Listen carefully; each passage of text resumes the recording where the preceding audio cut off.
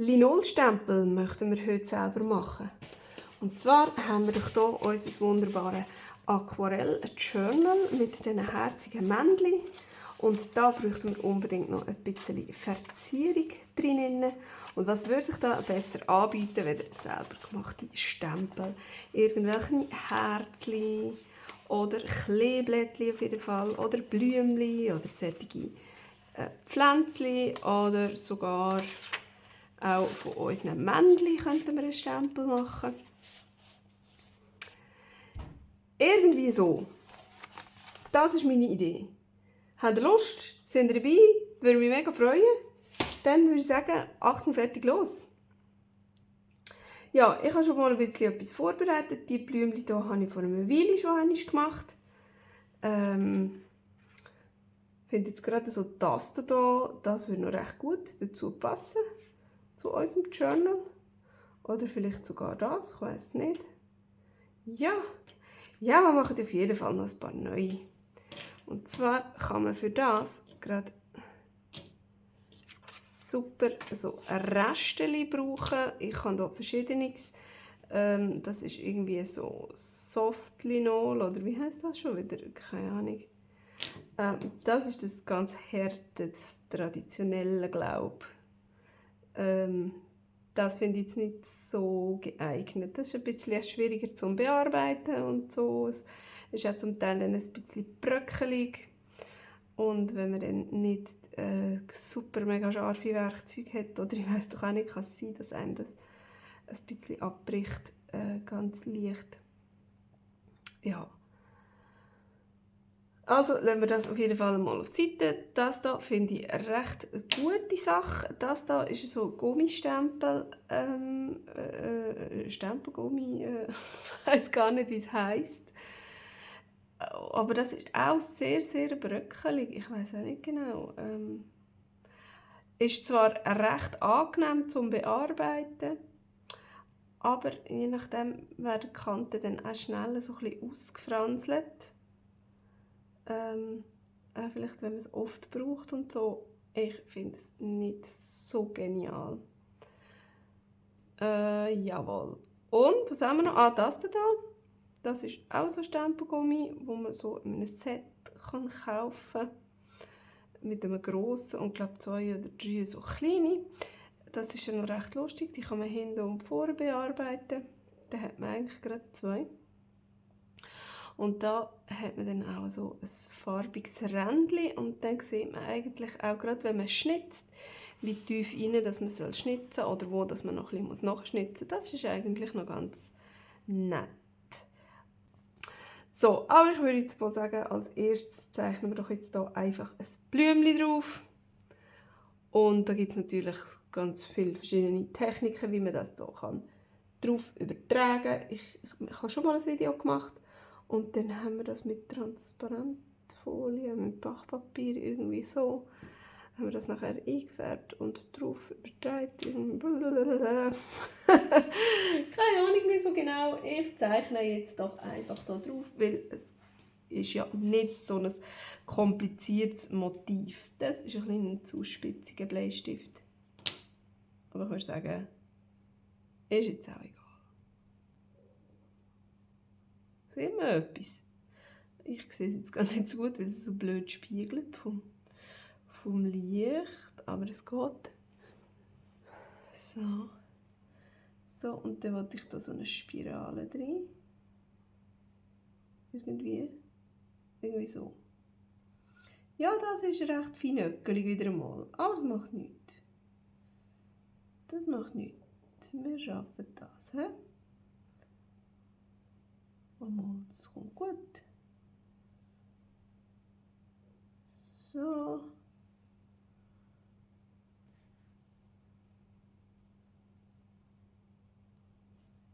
Und so. So, ich muss schauen, dass ich wirklich mit dem Spitz nicht voll reindrücke, sonst habe ich verloren. Weil das, was ich euch jetzt zeichnet ist, das bleibt stehen. Und alles, was weiß ist, das müssen wir dann probieren nehmen. Ich lasse es extra noch so gross. Ich könnte das gerade abschneiden, aber ich kann es dann an dem ein bisschen besser festheben. Dann habe ich hier zwei, die sind irgendwie in einem Set drin, zusammen mit dem da. Da finde ich eigentlich den ein bisschen mühsam. Den gross finde ich für grosse Flächen wegzunehmen eigentlich noch ganz angenehm. Und dann habe ich da irgendein so ein Schulschnittset oder ich weiß auch nicht, wie man dem sagt. Ich muss einfach die verschiedenen Dingsbums Messerli dazu hat. Und ich nehme jetzt, welches nehme ich?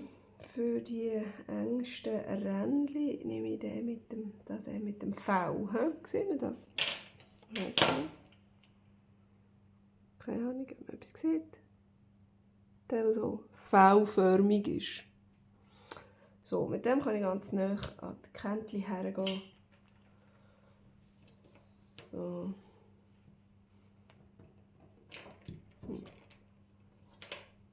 So, das brauchen wir ja noch nicht. Das kann ein bisschen weg. Und jetzt müssen wir darauf achten, dass man immer von der Hand wegschneidet. Was ich garantiert ab und zu falsch mache. Ihr werdet das dann wahrscheinlich sehen. Aber ja, das ist einfach wichtig, dass wenn man abschlüpft, man dann nicht in der Hand inne ist. Und jetzt wollen wir doch einfach mal irgendwo an.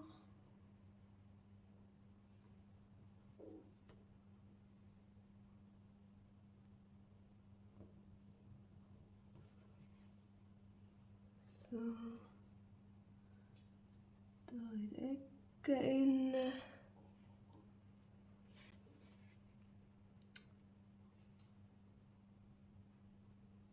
Und ich bin auf jeden Fall kein Profi-Linol-Schnitzer.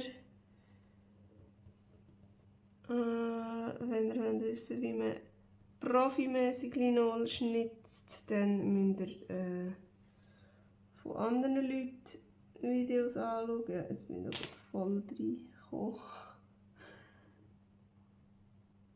Da lauter Schnurren. Genau. Ich mache hier einfach Basteln hier ein bisschen vor mir her.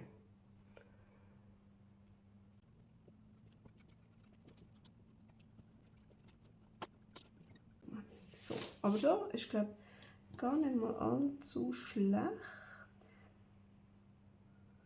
Für mich sieht das gut aus. Aber, um das wirklich zu wissen, müssen wir jetzt hier mal eine Teststemplerei machen. Dann haben wir doch hier mal so ein Papier. Wir könnten ja zuerst mal den allerersten Test auf der Rückseite machen. So, und ich habe jetzt so Distress Ink schwarz. Ich habe extra noch ein bisschen nachgefüllt. Und jetzt, oh wow. Ja, das ist jetzt wieder mal das, wenn man ja so Linolschnitte macht. Irgendwie, ich weiß nicht genau wieso. Ich habe das Gefühl, es saugt so ein bisschen die Farbe auf. Und nachher dann, wenn man so Linolbilder macht, muss man ja auch mehrere Drucke zuerst machen, bevor es wirklich einer rauskommt, der wirklich richtig gut ist. Und ich weiß nicht, ob das wirklich ist, weil das so eine Art wie Farbe einsaugt. Aber hey, ich finde es gar nicht mal schlecht und es gibt, glaube ich, nie wirklich ein Geschmier. Es ist ziemlich sauber geschnitten. Ich frage mich jetzt wirklich nur gerade, warum das da diese Farbe nicht so gut drauf hat, wie vorher bei dem Blümchen, das ich hier getestet habe. Jetzt mit dunkel ist da ein bisschen mehr Farbe drauf gekommen.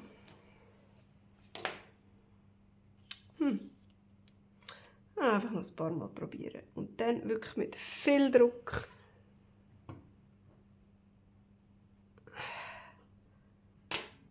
So. Ja. Das ist, weil die Farbe nicht schön drauf ist. Wieso? Wieso ist die Farbe nicht schön drauf? Schön verteilt. So.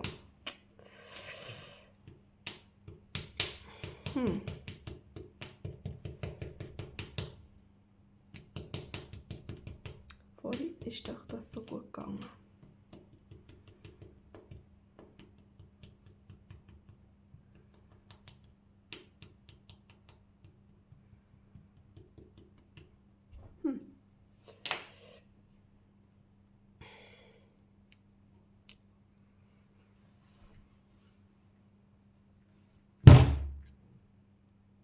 Autsch.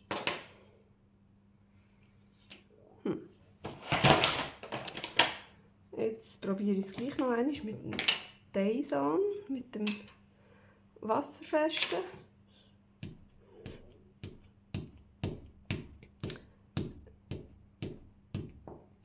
Ja, genau, drehe die doch. So. Vielleicht geht es gleich besser mit dem, ich weiß nicht. Ich habe mal den Tipp bekommen, einen Moosgummi darunter zu tun. So. Das können wir nachher dann schnell, auch noch schnell machen miteinander, um zu schauen, was dann passiert.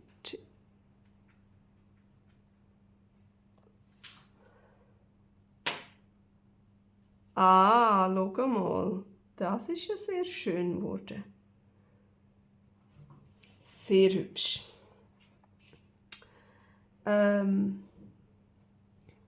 Jetzt probiere ich nochmal mit dem. Vielleicht nimmt sie jetzt die Farbe ein bisschen mehr an, weil jetzt irgendwie wie schon so eine Schicht drauf ist. Das könnte natürlich sein, dass die Farbe ein bisschen besser drauf bleibt.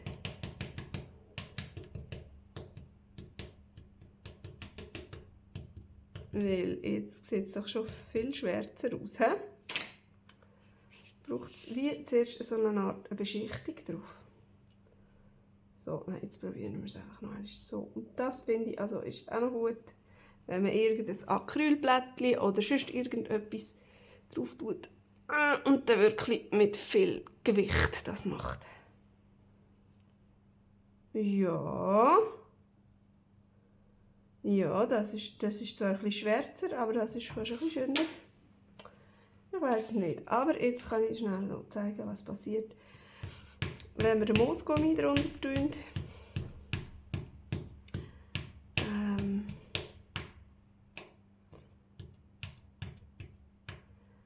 Dann hat es eben mal geheißen, habe ich so den Tipp bekommen, dass man ein bisschen weniger Druck braucht. Zack, Moosgummi. So. So. Und ich nehme jetzt gleich das Blättchen. Oh, vielleicht bin ich jetzt gerade ein bisschen verrutscht. So. Nur normalen Druck. Naja. Jetzt ist es nicht ganz so rausgekommen. Aber wenn ich es natürlich nur mit den Fingern nachher drücke,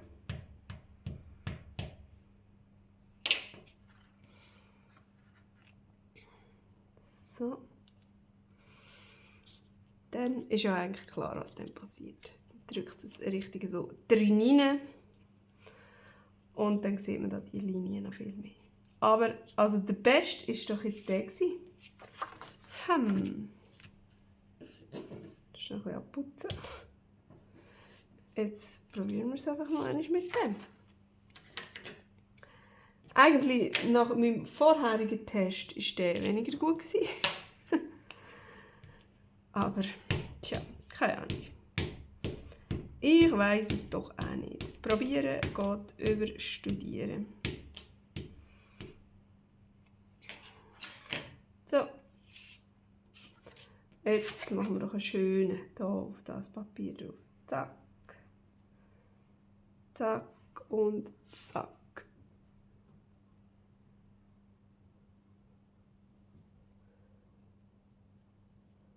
Jawohl. Oh, schau mal. Sehr schön. Das gefällt mir jetzt wahnsinnig gut. So, Subi, hätten wir doch schon das erste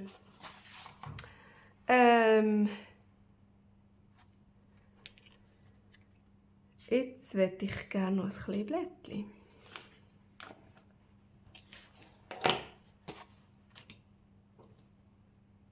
Wenn wir ein kleines Blättchen machen, damit man das auch wirklich so als Verzierung am Rand kann brauchen. Ich meine, man könnte ja einfach nur ein Knieblättchen reinzeichnen, das geht ja auch.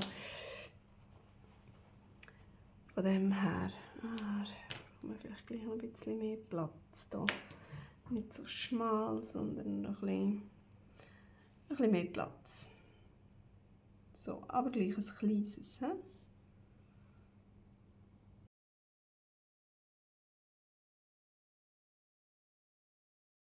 Dann schauen wir jetzt doch mal, wie das tut.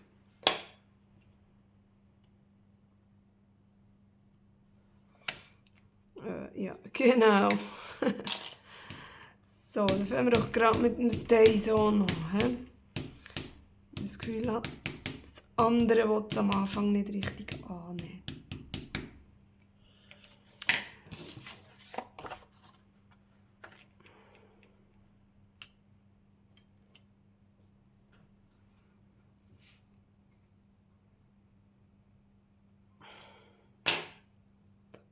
Oh ja. Prima, jetzt sehe ich gerade, jetzt hat es hier so einen Bogen gegeben und hier, man sieht es jetzt natürlich nicht so gut, weil es hier auf dem verschmierten Papier ist, aber das sieht man auch gerade. Hier ist der Bogen und hier ist der Bogen. Das schneiden wir jetzt hier noch ein bisschen ab.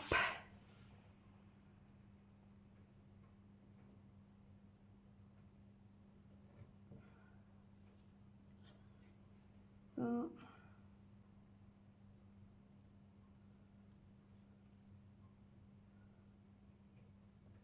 Und so.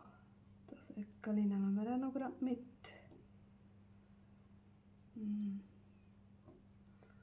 Und die Eckeli nehmen wir auch noch gerade mit. So. Und dann machen wir doch gerade noch einmal. Komm, wir machen jetzt einfach mit dem.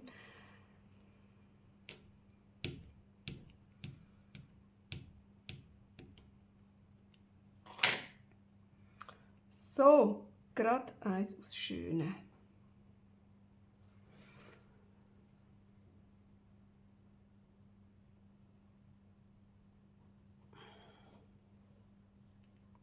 Ha! Schön! Oh ja.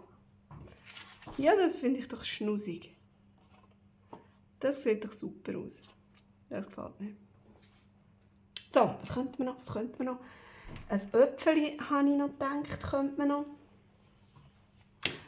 Ein Äpfeli, komm, wir machen ein Äpfeli. Und nachher möchte ich noch irgendein so ein Männchen. Aber ich weiss gerade noch nicht, was für ein Männchen. Was ist da drauf? Irgendwie Leim oder etwas? Das brauchen wir nicht. Ja gut, das schneiden wir dann raus vielleicht. Hoffentlich. Ja. So. Geht nicht so ein grosses. So.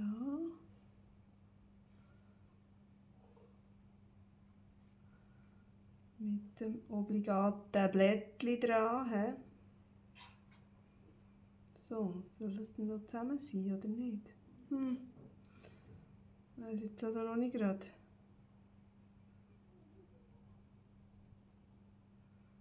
Aber spitzig soll es sein. So. So. Das ist doch ein Äpfeli. Und dann würde ich wieder sagen, Achtung, fertig, los!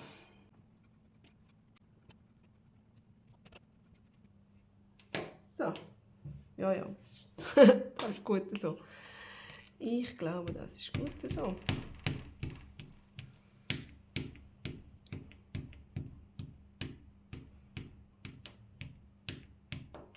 Ja. So.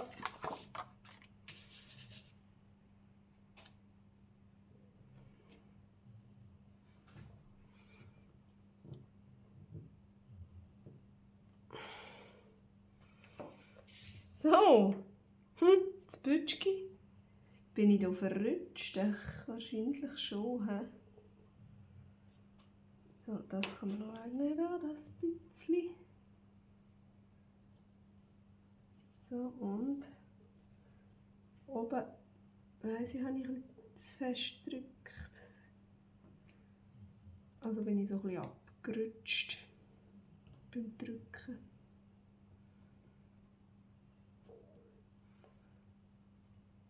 So. Probieren wir nochmal.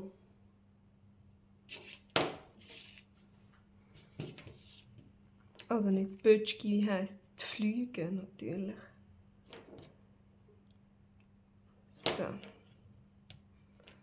Noch einmal. Aber sonst gefällt mir das sehr gut. Ich finde, man sieht, dass es ein Äpfel ist. Das von mir aus gerade da drauf.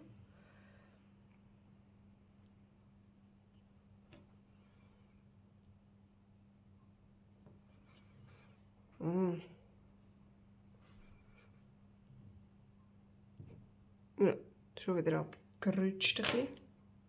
Ha, aber ist gut. So, das gefällt mir super. Jetzt haben wir schon 3. Eigentlich hätte ich doch jetzt noch ein Männchen machen. Oder braucht es überhaupt ein Männchen? Ich glaube, für Deko rein braucht es, glaube ich, kein Männchen. Ich will ja einfach wirklich nur so ein bisschen an den Rändern, aber ein Herzchen. So einfach ein bisschen stempeln oder vielleicht irgendwo dann auf einem Papier noch, wo man reinsteckt oder so. Dann müssen wir, glaube ich, kein Männchen haben zum Stempeln. Aber ein Herzchen. Das Herzchen werde ich jetzt also noch schnell machen. Nur ganz schnell, ganz ein kleines, schnussiges.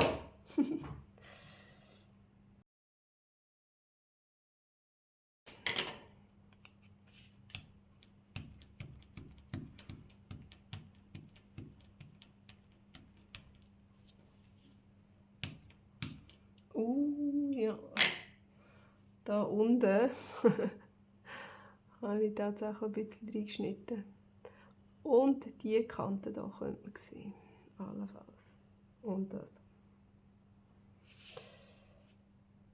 Schauen wir mal.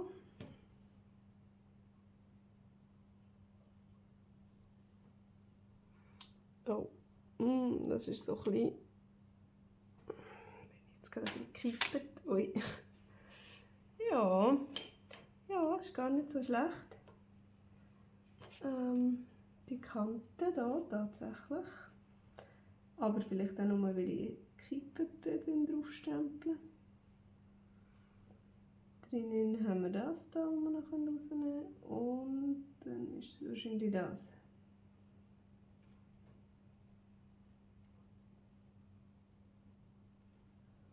So. Dann machen wir das Ganze noch einmal.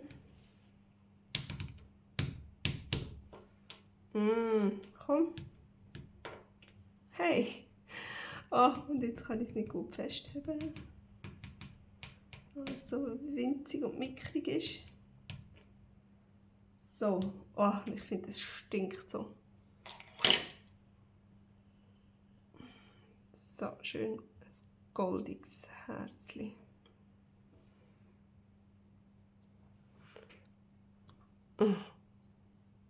Aber es ist so wahnsinnig klein.